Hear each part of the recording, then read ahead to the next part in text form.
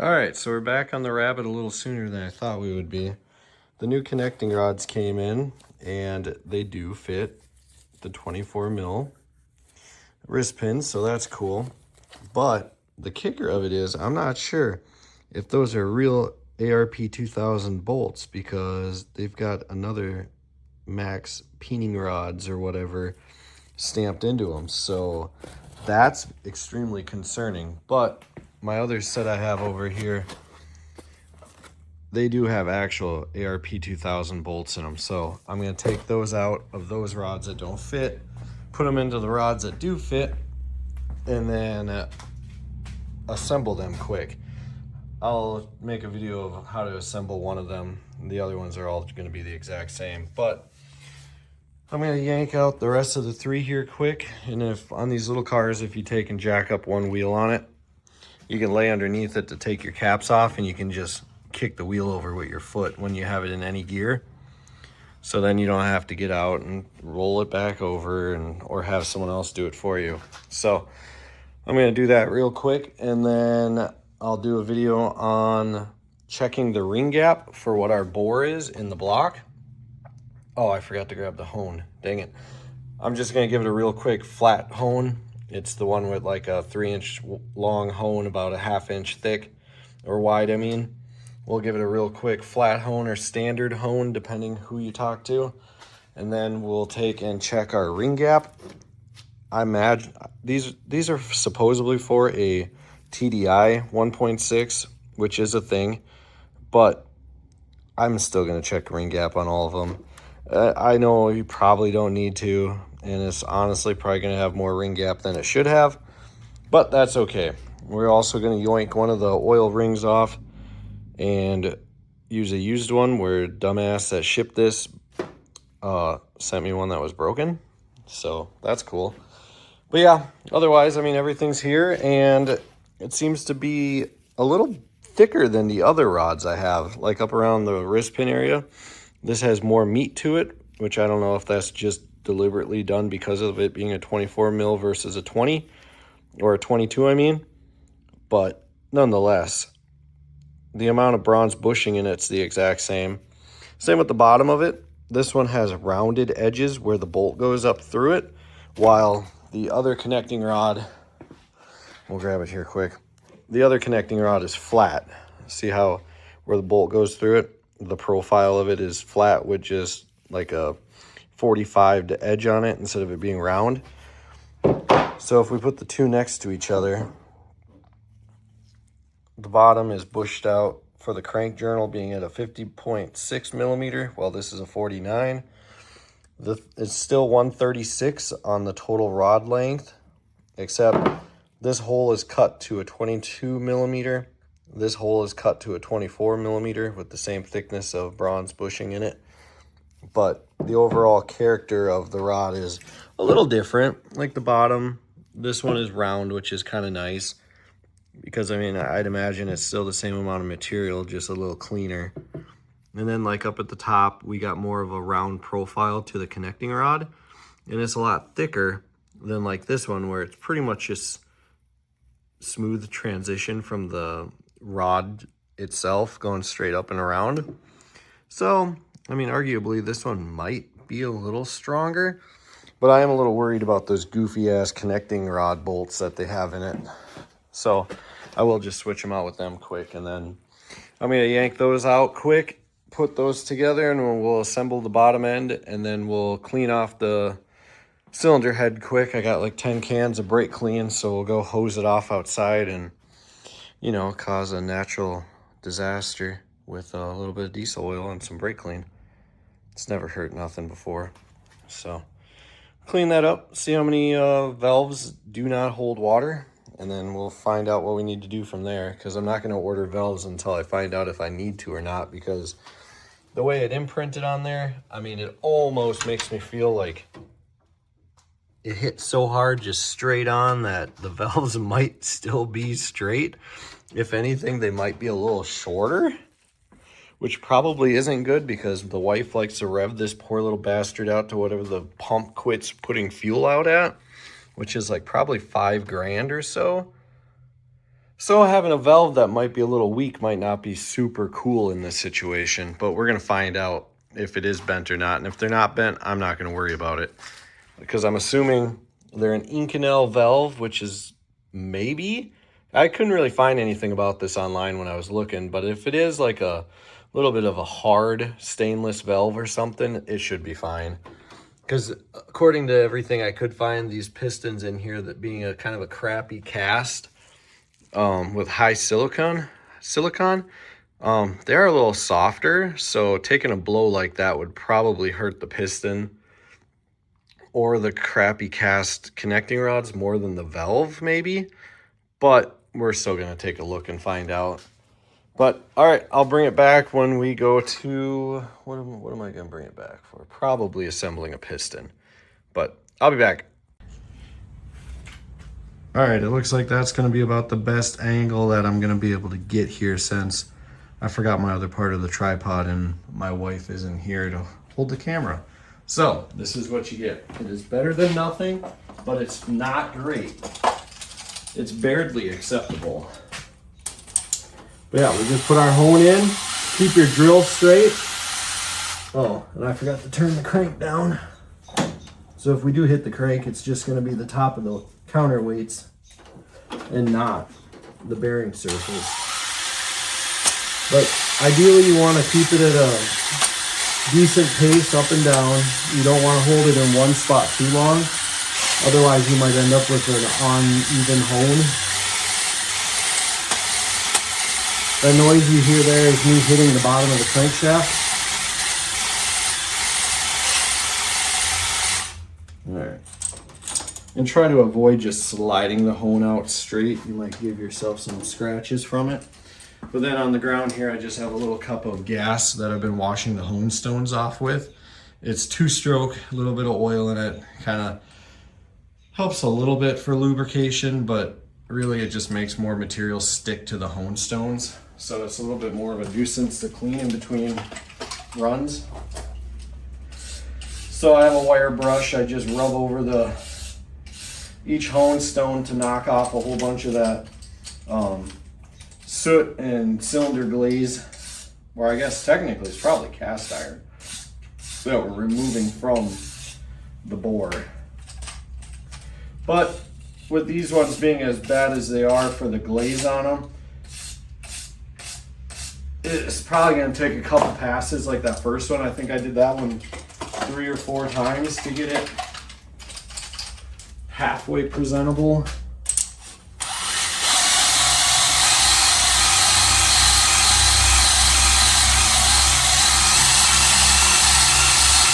Whoops.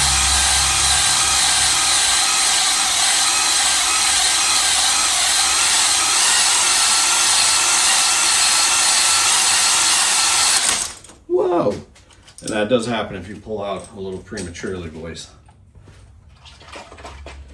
Yeah, I'll clean the stones off quick, and then we'll take a gander at what our bores look like. But yeah, I mean, if you're super picky about your bore like your resurface, you're probably going to want a machine shop to do this for you. All right, got ourselves a cloth. Got some $2 brake clean from Menards.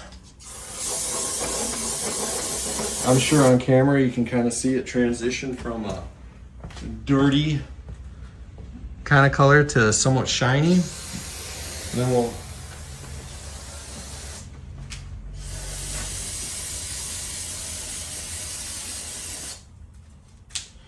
might have got brake clean in my drink over there.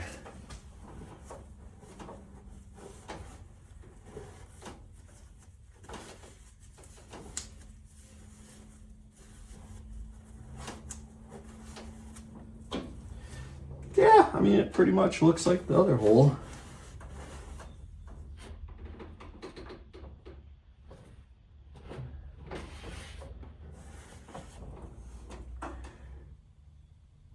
Damn, for only having 100 and some thousand miles on it. Well, I guess I nicked it a little bit, but we just scratched the dirt off the top, so we gotta clean up that deck surface anyways.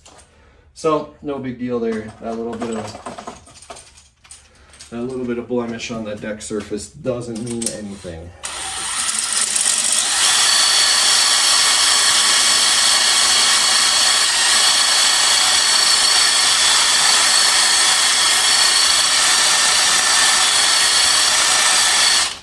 Okay, so what I did there was tilted the drill in the direction of the bore. So what I was doing was allowing the top of the stone to bite a little more than the bottoms of the hone to try and wipe some of that glaze out of it.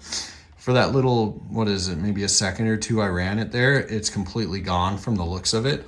The taper will remain, but the gloss is gone. Since I don't have an engine honing machine where I put the block in it and get it nice and smooth and straight, it doesn't really matter. Plus, the other side of it, if you take any block in to a machine shop to have it honed or bored, if they don't have a deck plate for it where they bolt the deck plate down to mimic a head being bolted to it, I guess it's supposed to keep your bores a little straighter or truer. And I doubt anybody's going to have one that fits a 1.6 Volkswagen, so what I'm doing here is probably just as good as what the machine shop's going to do. Granted, it's not going to cost me $110 a hole to have it done.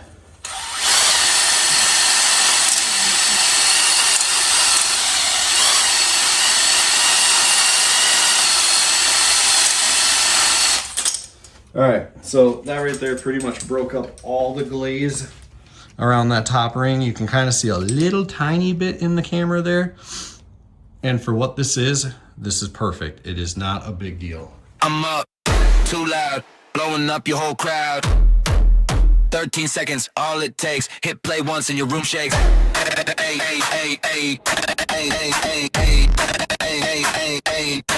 I'm up.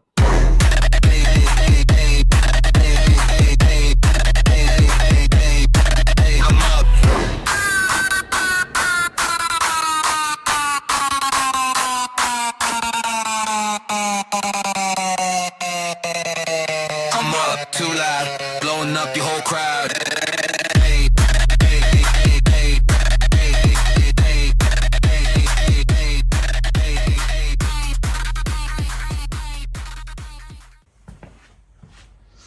All right, so this is my two-stroke after I got done with it. It was green, and now it's pretty much a jet black.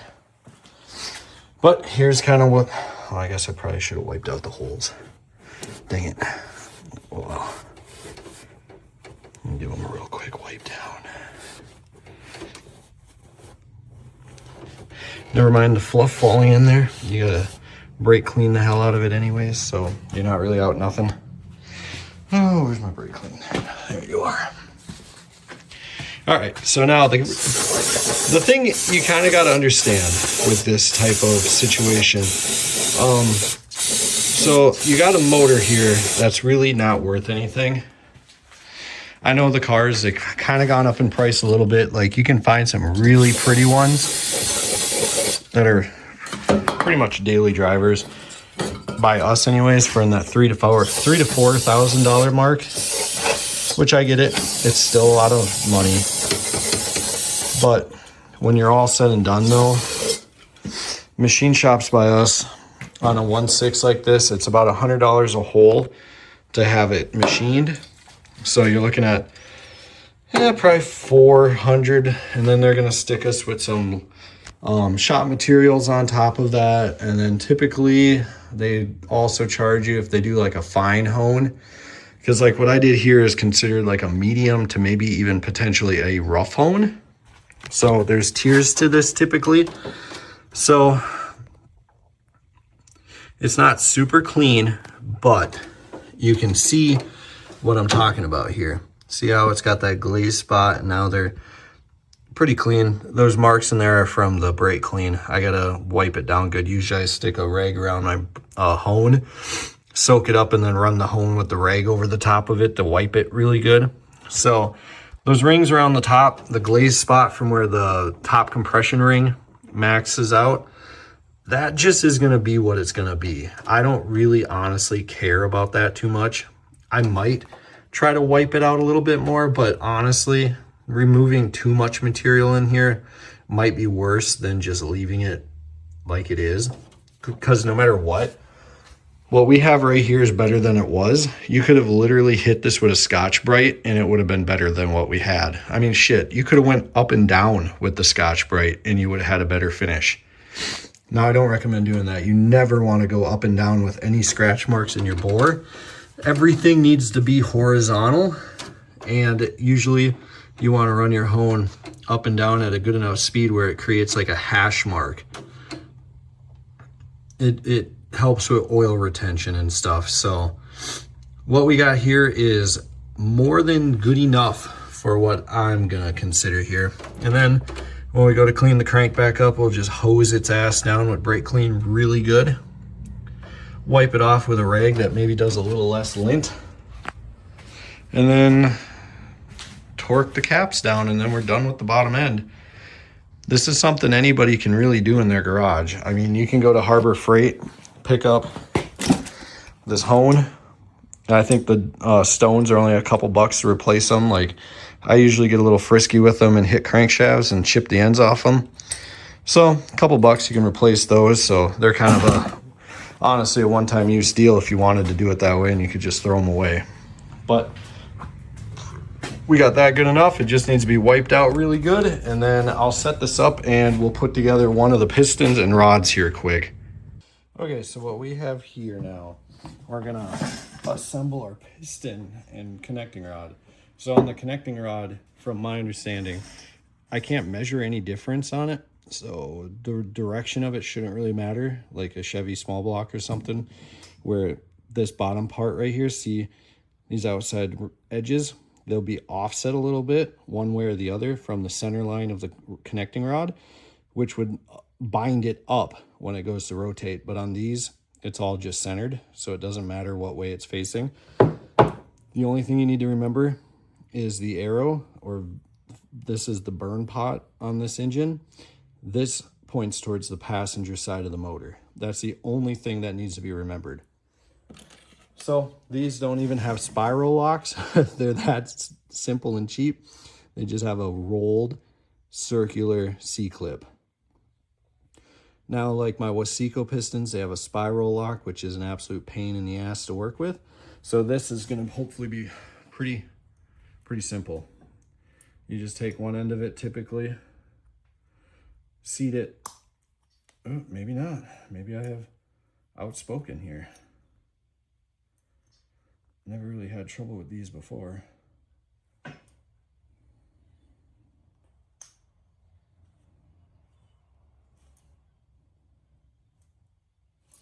Okay, so it wasn't bad to get in there. It's just got a burr or something on the edge of it.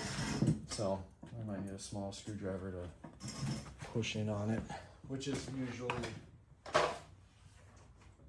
part of the deal. I like these cheap little Performax. And then just to seat it in the rest of the way, you can grab your little screwdriver, push it in, and then the C-clip sits inside of a channel that's machined into the piston. See, right there? And then there's your little ring, and it locks it into the piston. So then what you can do is take your connecting rod, take your piston, and then you can assemble it just like this. So we take our wrist pin. Now I will lube this all up when we go to actually install it. Right now it doesn't really matter that much because oil gets into everything anyway. So you just push it together, make sure it bottoms out so it's easy for you. See how we got our groove right there? And you want to make sure sometimes if you don't order maybe they send the wrong wrist pin with it, and it'll actually stick out past that groove. We've had that where we've had to machine the wrist pin down a little bit. It's not very common. It really never happens anymore, but some of those old sets from back in the day had some issues like that. So we'll put this C-clip in just like this. I just push it in like that, get that groove down by that little hole right there, and then you can force it in with your fingers. Just like this, I got it started, and then we'll take this little sharp screwdriver and we'll ram it all the way down to my bone. And there we go. Just like that. We got it in. We didn't mar up the skirt at all. And there we go. We have one assembled connecting rod and piston. Now, I know it's cheap, but it's a cheap little motor, and this is gonna be hella fun when it's running again. But that's it. I'll assemble the other 3 off camera. I still have to smoothen out the issues on the edges of it. So to do that, I was gonna just file it, but I don't wanna run back up to the shop right now, so I'm just gonna take my little finger sander with super fine used paper on it, and I'm just gonna hit it real lightly. And then I got some 600 here somewhere that I'll buff it up with. But that's it, and I'll bring you guys back in a minute. All right, we got it all assembled here. We got all 4 of them done. We got our oil ring swapped out, and I don't know if it might be kind of hard to see what makes it kind of special, but it's got, maybe if it'll focus here quick. Damn, perhaps not. Oh, there we go. It's got a little bit of a weird shape to it, so that makes it kind of fragile. But we got the old one stuffed back on it here, and I did measure it. It's the exact same except for the 100 and some thousand heat cycles that it has on it. So we're not going to worry about that. I have to clean up the chamfers a little bit on the edges where it got dropped on concrete. But as far as the rest of this goes here, I'm just going to clean it up tomorrow. And then down inside here, we'll clean the crank up really good. And then we'll slap connecting rods in it. Torque it all down, get the bottom end glued back together. And then I do put a quart of oil in a mixing cup.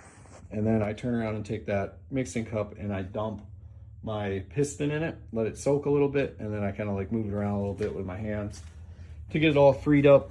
And then we'll shove them all in here quick and then get that all buttoned up. And then the last thing I'm gonna do with this is pull the injection pump off it and then turn around and put a new seal kit in it. But I know there's another guy on YouTube, Oliver Fetter. He has a 1.6 or had a 1.6, and he had it rebuilt, but I don't remember if he did a video on how to rebuild it or what he did even. I know he did put the same connecting rods in it, but his had the wrong size, I believe, even ordering the 24 mil, but I might be mistaken on that, so that's something, maybe go back and watch his stuff. But he made really good horsepower and torque on his 1.6 on 32 or 35 pounds with a little VGT turbo off from a Mercedes Sprinter, I believe. But we're going to work our head a little bit. I don't think he's got any head work done. So we're going to do some head work. Maybe, I know he's got some stuff done to the injection pump, because he also put that pump back on his 1.9 ALH motor. So I do want to do the 1.9 cam on the inside of the injection pump. That seems like a good thing to do. And then other than that, I'll probably just leave it alone.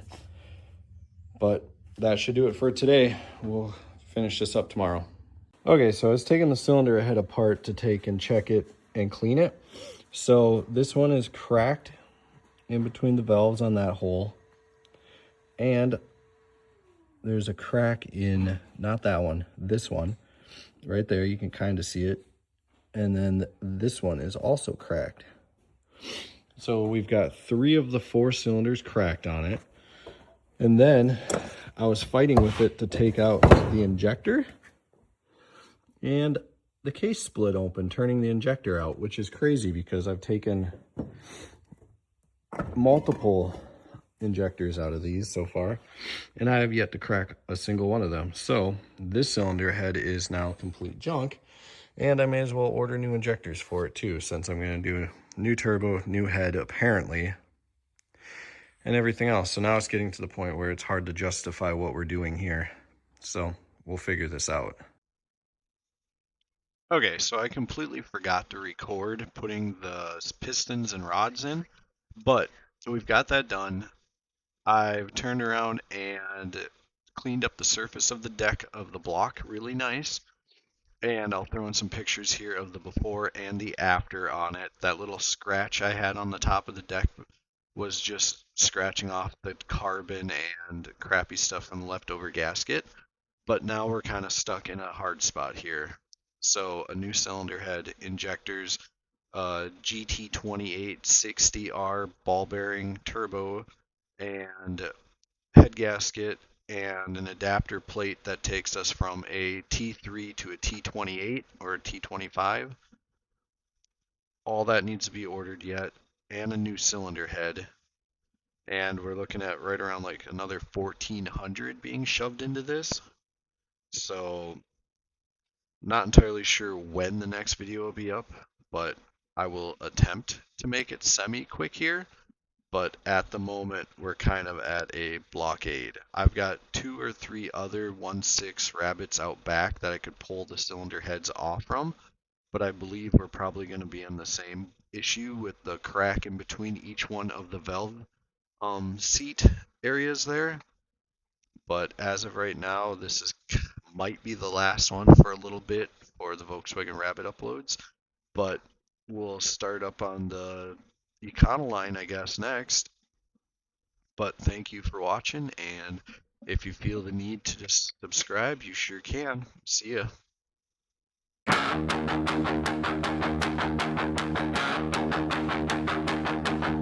Steel-toe boots on concrete floors. All on hands, hear the diesel roar. Late night sparks fly, tea lights glow. Boost gauge climb and let it blow. Red line dreams, black smoke skies. If it breaks, we build it twice.